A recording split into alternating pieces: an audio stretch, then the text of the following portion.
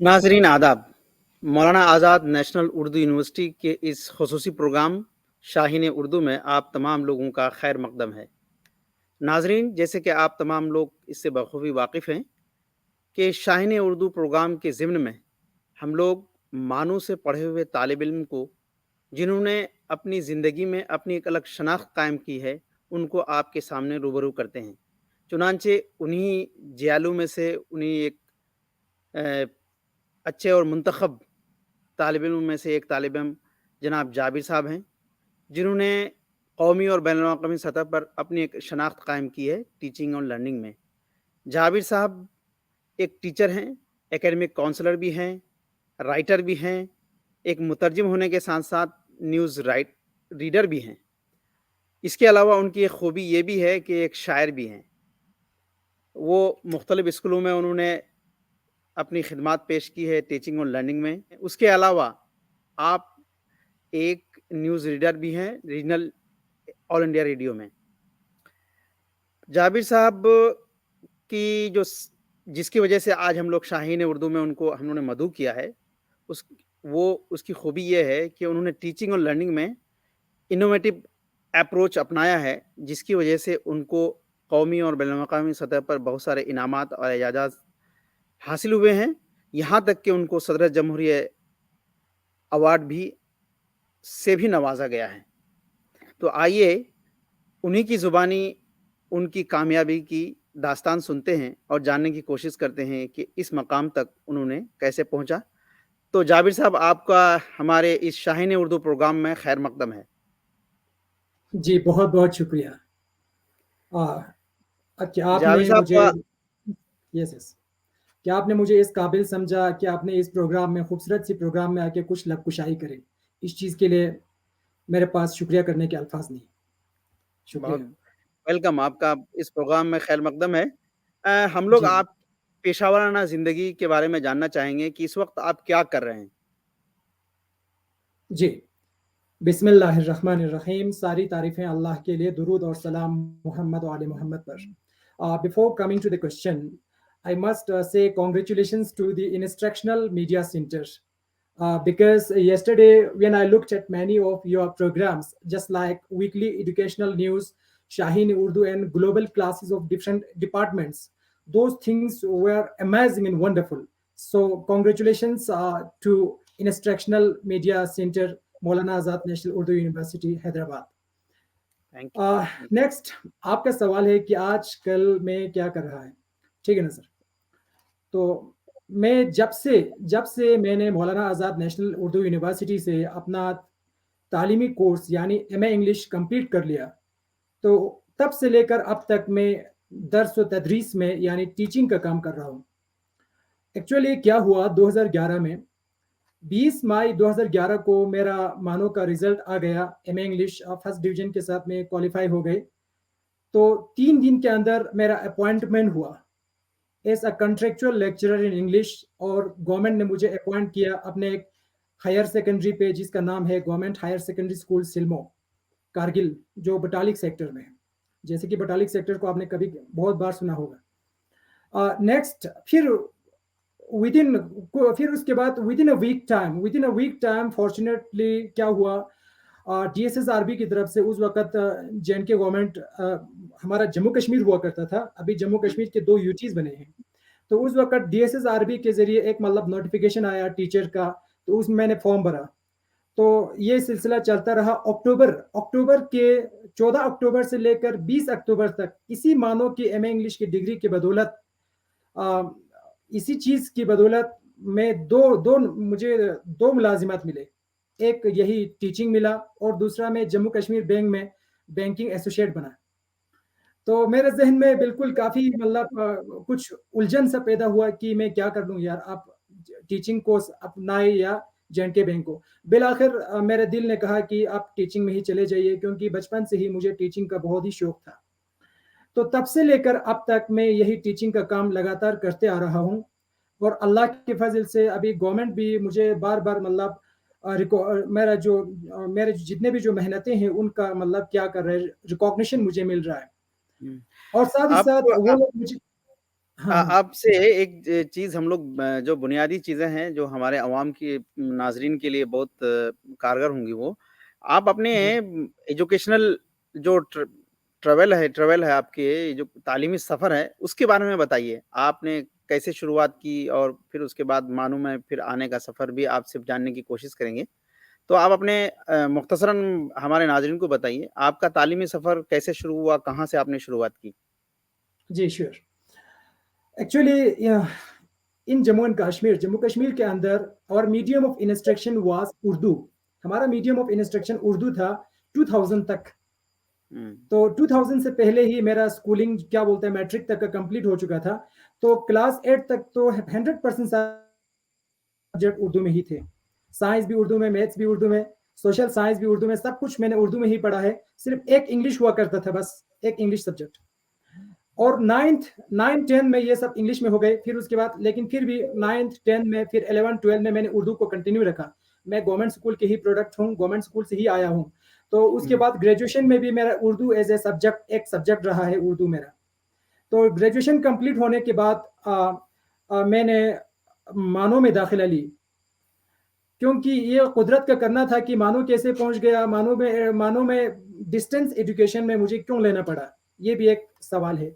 उस वक़्त मेरे घर की हालात कुछ ख़ास नहीं थी। वालिद साहब एक मज़दूर था, वालिदा साहब हमेशा लगातार बीमार रहता था। इसीलिए कुछ मजबूरियों की वज़ह से मैं एक मतलब फ़ॉर्मल एजुकेशन की तरफ जा नहीं सका। और फिर भी मैंने कोशिश करके उस वक़्त जैसे ही when I completed my graduation I went to Kashmir to appear in the entrance test of the Kashmir University, but I was not eligible there at that time because at graduate level, English literature was not a subject of mine at that time.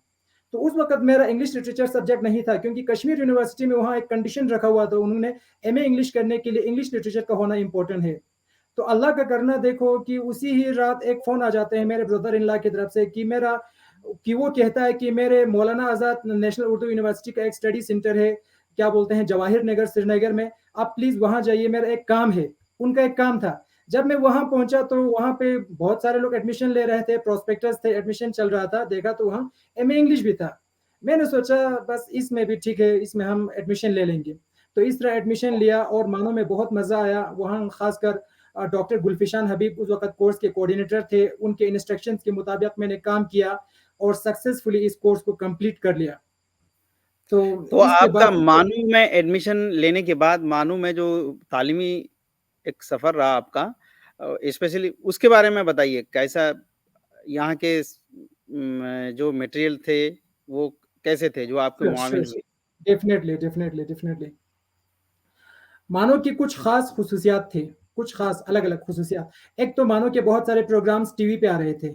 क्या बोलते हैं education के उस वक़्त मतलब 2009-10 में TV पे जी। आपके मतलब प्रोग्राम्स आ रहे थे, क्लासेस आ रहे थे और दूसरा क्या था स्टडी मटेरियल भी बहुत बढ़िया था। हुँ, ग्रेजुएशन लेवल में तो मानो में बहुत बढ़िया स्टडी मटेरियल है, लेकिन एमए इंग्लिश में उस वक़्त मानो ने इग्नो वाला वो स्टडी मटेरियल एडॉप्ट करके रखा हुआ था, एक मेमोरेंडम ऑफ अंडरस्टैंडिंग के था। तो वो हुँ। स्टडी मटेरियल भी बहुत बढ़िया था। तो बीच-बीच में जो असाइनमेंट्स आते थे और टर्म एंड एग्ज़ामिनेशंस हुआ करता था, ये सब कुछ मतलब टाइमली होता था, बहुत ही बढ़िया था। इनमें कोई मतलब स्टूडेंट के ऊपर कोई इतना ज़्यादा स्ट्रेस नहीं पड़ता था। लेकिन फिर भी मैंने क्या किया जितने भी वहाँ से स्टडी मटेरियल्स आए, उन सारे स्टडी मटेरियल्स को मैंने अच्छी तरह पढ़ा, समझने की कोशिश किया और साथ ही साथ इंटरनेट को ज़्यादा से ज़्यादा यूज़ करके इन सारी चीज़ों को समझने की कोशिश किया। बिल-आखिर मुझे इंग्लिश में Jammu Kashmir state eligibility test भी क्वालीफाई हो गई। आपके मानो कि बहुत इस कोर्स को कंप्लीट करने के बाद। जी सर। जी, आज आपने मानो से तालीम हासिल की फिर आपको इसके लिए फिर दरवाज़े खुलते चले गए। तो ऐसी हुँ, ही हुँ। मानो से हम लोग दरवाज़े खुलते रहेंगे और भी बहुत सारे बच्चे हैं जिनके लिए भी मानो बहुत ही साज़गार रहा है। इंशाअल्लाह। जी, एक चीज़ जो जिसकी वजह से आपको कौमी और बैनुल-अक़वामी सतह पर आपको शोहरत मिली, आपने टीचिंग और लर्निंग में एक इनोवेटिव अप्रोच अपनाया।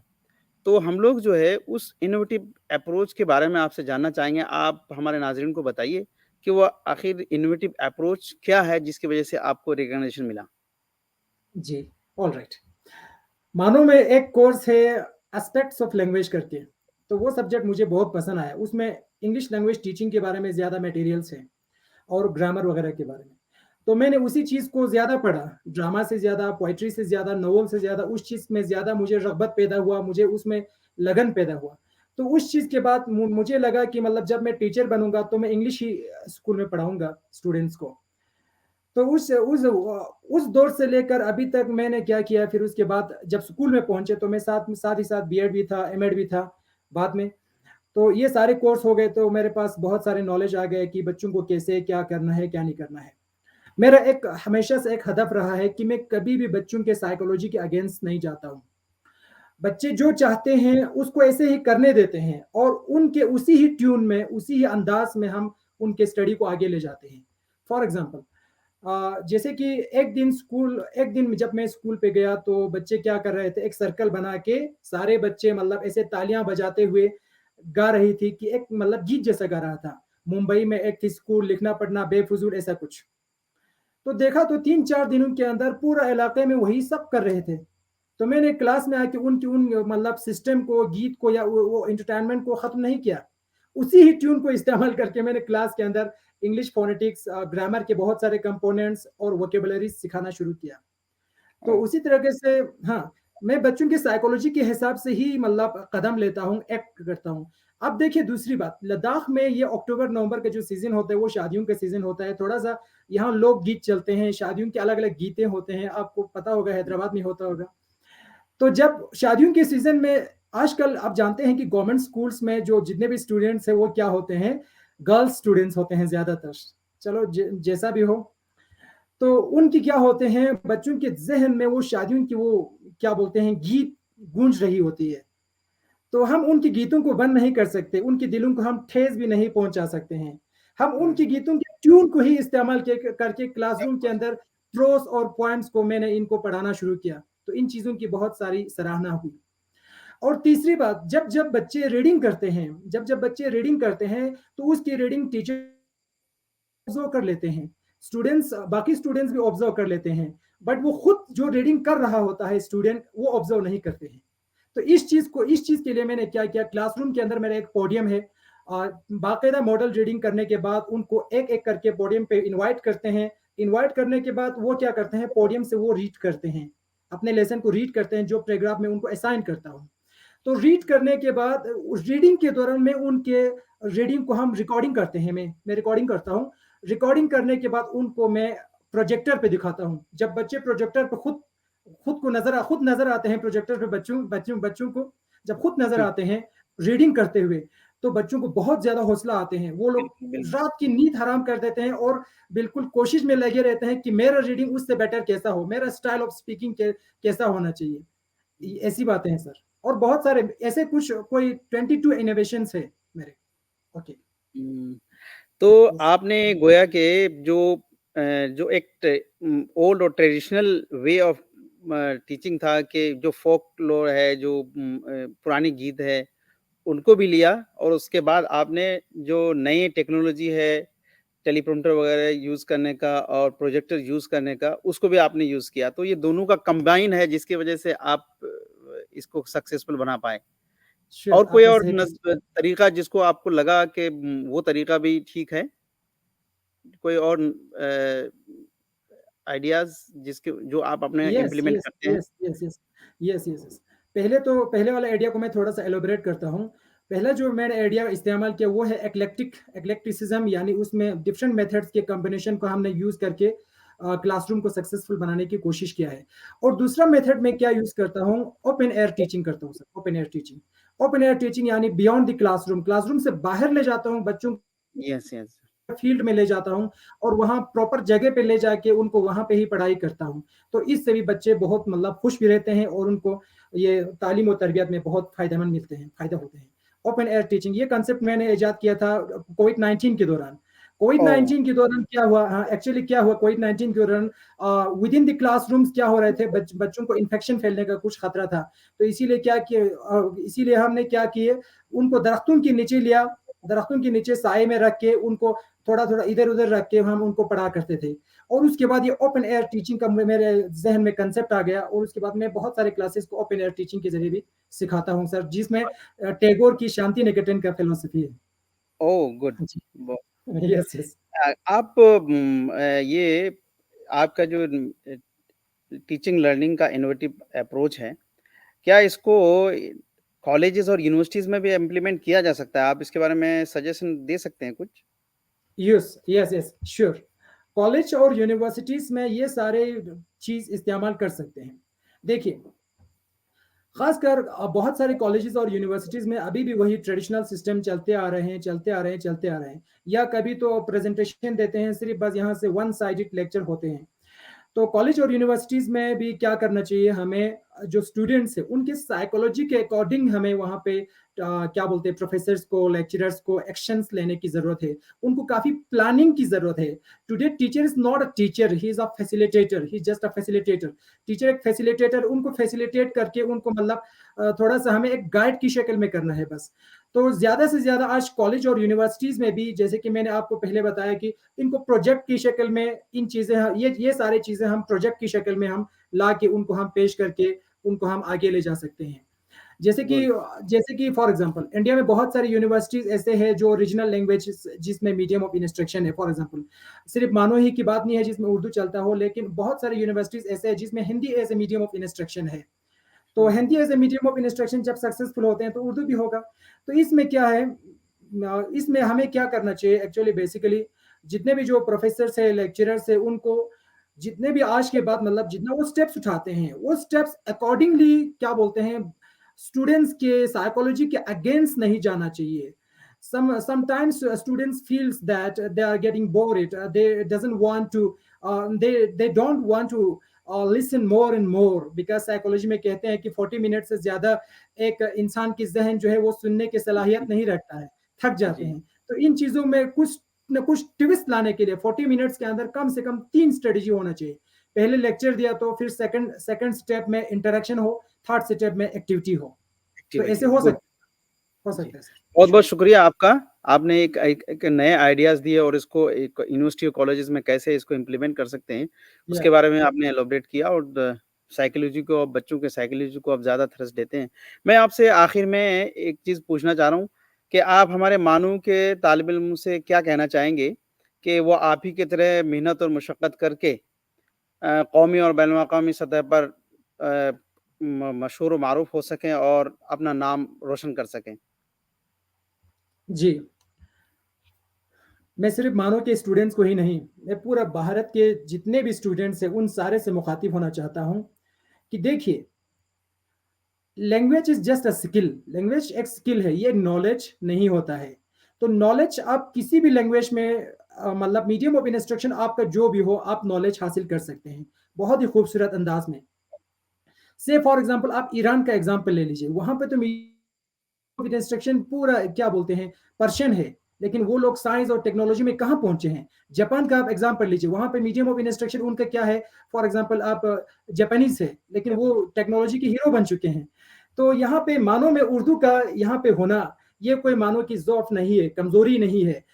जब आप उर्दू में टीचिंग लर्निंग करोगे, तो आपको ये कांसेप्ट्स क्लियरली समझ में आ जाएँगे। साइंस हो, चाहे सोशल साइंस हो, थ्योरीज़, ये क्लियरली आपको समझ में आ जाएँगे। अगर आपको उर्दू बैकग्राउंड रहा है, तो ये आपको बहुत ही अच्छी तरह समझ में आ जाएँगे। जब आपके अंदर नॉलेज हो, अंडरस्टैंडिंग हो, तो ये कम्युनिकेशन स्किल कुछ भी नहीं है। आप कम्युनिकेशन किसी भी ज़बान में कर सकते हैं। अगर आपके पास आइडियाज़ है, तो दुनिया आपके पास आ जाएँगी।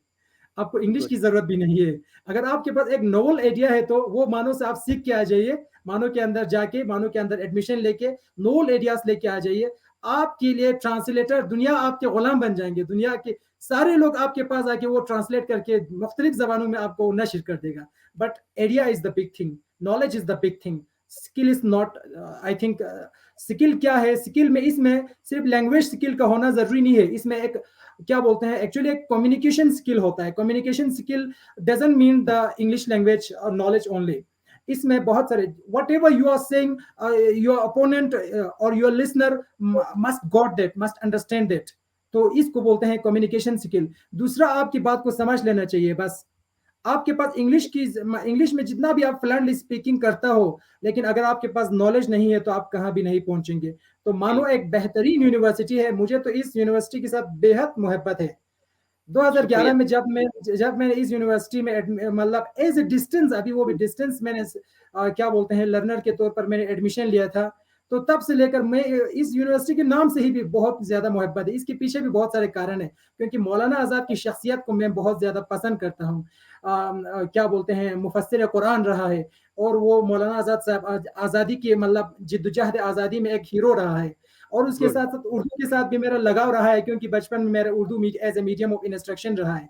तो सिर्फ़ मेरा ही बात नहीं है, आज देखो उर्दू मीडियम के साथ मैंने 9वीं 10वीं तक पढ़ के और ग्रेजुएशन तक उर्दू रख के फिर मानो एक उर्दू यूनिवर्सिटी में जाके वहाँ से एमए इंग्लिश करके मुझे तो बिल्कुल मैं बहुत सारे कामों पे आज पहुँच नहीं रही। इग्नू यूनिवर्सिटी की तरफ से आज मैं एक एकेडमिक काउंसलर हूँ। मेरे अंदर तकरीबन कोई 250 से हम कुछ एकेडमिक काउंसलर से उनके गाइडेंस में 250 ने ऑलरेडी 250 टीचर्स, लेक्चरर्स ने क्या बोलते हैं कंप्लीट किया है बीएड। अभी फिर से 180 कैंडिडेट्स का और चल रहा है पूरे लद्दाख के अंदर। जी, तो बहुत-बहुत शुक्रिया। अगर जी, हमारे पास नॉलेज हो, टेक्निक्स हो, ट्रिक्स हो तो पूरा फिर दुनिया हम लोग आपके पास कहीं आ जाएगी। कोई बैरियर नहीं हो सकता। यस, यस, जी, कुछ भी बहुत-बहुत बैरियर नहीं। शुक्रिया जाबिर साहब। नाज़रीन, ये थे जाबिर साहब जिन्होंने जी, जो हमारे साथ मुख़ातिब थे, जिन्होंने अपनी तालीम की शुरुआत उर्दू ज़ुबान से की और उसके बाद हमारे यहाँ से डिस्टेंस से उन्होंने एमए इंग्लिश किया। उसके बाद उनके लिए रास्ते हमवार होते चले गए और उन्होंने मुख़्तलिफ़ जगहों में अपना नाम रोशन किया, मुल्क कौम का नाम रोशन किया और उन्होंने एक जो दर्स व तदरीस का एक नया तरीक़ा था, उसको अपनाते हुए एक एक नई खोज की। उन्होंने जो फ़ोक लिटरेचर था, उससे भी फ़ायदा हासिल किया, उसके बाद टेक्नोलॉजी को उसके साथ एडॉप्ट किया और कुछ जो रवींद्रनाथ टैगोर के कुछ आइडियाज़ थे दरख्तों के नीचे पढ़ने का, उसको भी उन्होंने इम्प्लीमेंट किया, जिसकी वजह से उनको मुख्तलिफ़ ग्लोबल लेवल पर भी अवार्ड मिले और सदर जमहूरिया हिंद से भी उनको अवार्ड मिला। तो उम्मीद करते हैं कि आपको ये प्रोग्राम बेहद पसंद आया होगा। इस तरह के प्रोग्राम, इस तरह के मानो के इंस्ट्रूमेंट के साथ जिन्होंने अपनी एक शनाख्त कायम की है, आपके साथ रूबरू होते रहेंगे। तब तक के लिए मुझे दीजिए इजाज़त। आइंदा किसी और प्रोग्राम से फिर आपसे रूबरू होंगे।